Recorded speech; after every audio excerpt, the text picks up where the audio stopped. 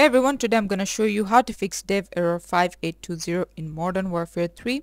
So a few things you need to make sure is that your driver, whatever graphics card you're using, if you're on the GeForce Experience, just head over here and then click on drivers and then retry. As you can see, I have the latest game driver ready, but if it's not, then you can download it from here.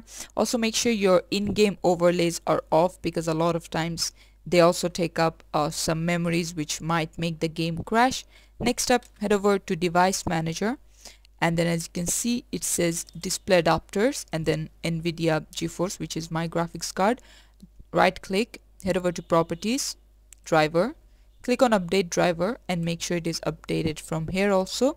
And last but not the least, head over to control panel, just like so, and then in network and internet, and then network and sharing center, and then change adapter settings, and then whichever thing you're connected to, whether it be Wi-Fi or Ethernet, right click on that, head over to properties, double click on this option, Internet Protocol version 4, and from there click on this one, and then you wanna type in 8.8.8.8, and over here you wanna type 8.8.4.4.